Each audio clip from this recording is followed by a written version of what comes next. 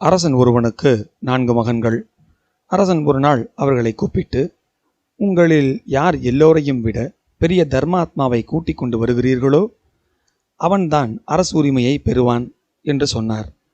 நால்வரும் குதிரை மேல் ஏறி சவாரி செய்து கொண்டு வெவ்வேறு பக்கம் சென்று விட்டார்கள். அந்த 4 மகன்களில் அரசு உரிமையை பெறப்போவன் யார்? வாருங்கள் தெரிந்து கொள்ளலாம். என் அன்பு நெஞ்சங்களுக்கு எனது பணிவான வணக்கங்கள். நமது ஒளிநாடா சேனலில் நாம் கேட்க இருக்கும் கதையின் பெயர் அனைவரிலும் உயர்ந்தவன் யார்? உங்களுக்காக வாசிப்பது விஜய் பீமநாதன். ஒரு நாள் பெரிய மகன் திரும்பி வந்தான். அவன் தந்தையின் முன்னே ஒரு பெரிய வணிகனை நிறுத்திவிட்டு சொன்னான், அப்பா, இந்த செட்டியார் எப்பொழுதுமே ஆயிரக்கணக்கான ரூபாய் தானம் செய்கிறார். இவர் பல கோயில்களை கட்டியிருக்கிறார், குளங்களும் வெட்டியிருக்கிறார். பல இடங்களில் இவர் பெயரால் தண்ணீர் பந்தல்கள் நடைபெறுகின்றன.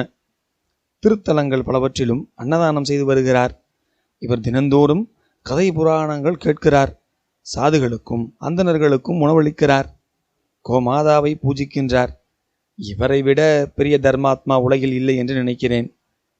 அனைத்தையும் கேட்ட ராஜா சொன்னார், இவர் நிச்சயமாக தர்மாத்மாதான். செட்டியாருக்கு உரிய மரியாதை செய்துவிட்டு அவர் சென்று விட்டார். 2வது மகன் ஒரு மெலிந்த அந்தணரை அழைத்து வந்தான்.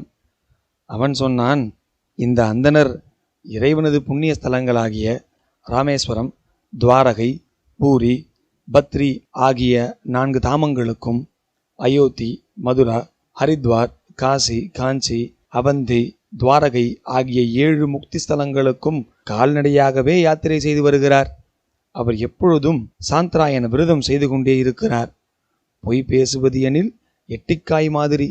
அவர் கோபம் கொண்டிருப்பதை யாரும் இதுவரையிலும் ஒருபொழுதும் பார்த்ததே இல்லை. நியாயப்படி மந்திரங்களையும் ஜபங்களையும் முடித்த பிறகே நீர் அருந்துகிறார். 3 முறை ஸ்நானம் செய்து சந்தியாவந்தனம் செய்கின்றார். இப்போது உலகில் இவரே பெரிய தர்மாத்மா. உங்கள் கருத்து என்னப்பா? ராஜா அந்தணருக்கு வணக்கம் செலுத்தினார். அவருக்கு மிகுந்த தட்சிணங்களை கொடுத்து, அவர் நல்ல தர்மாத்மாதான் என்றார். 3வது மகன் திருப்பி வந்தான். அவனுடன் ஒரு சாது வந்தார். சாது வந்தவுடனேயே ஆசனத்தில் அமர்ந்து கண்களை மூடிக்கொண்டார். அவருக்கு மிகப்பெரிய ஜடாமுடி இருந்தது. உடம்பில் வெறும் எலும்புகள் மட்டுமே தென்பட்டன.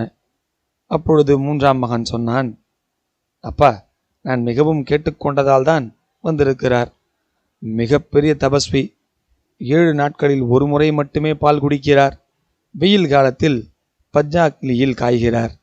குளிர்காலத்தில் நீரில் நிற்கிறார். எப்பொழுதும் கடவுளை தியானம் செய்து கொண்டே இருக்கிறார். இவரை போன்ற ஒரு தர்மாத்மாவை நினைத்து கூட பார்க்க முடியாது என நான் சொல்வது சரிதானே என்றான் அவன்.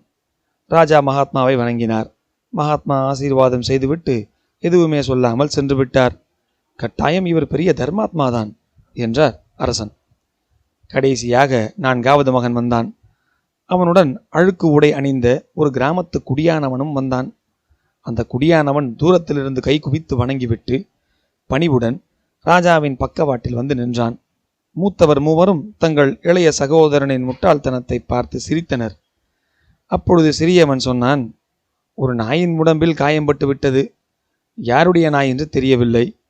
இவன் பார்த்திருக்கிறான். உடனே காயத்தை கழுவ ஆரம்பித்தான். நான் இவனை அழைத்து வந்திருக்கிறேன்.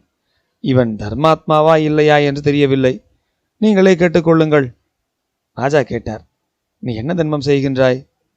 பயந்து கொண்டே அந்த குடியானவன் சொன்னான், நான் படிக்காதவன் ஐயா.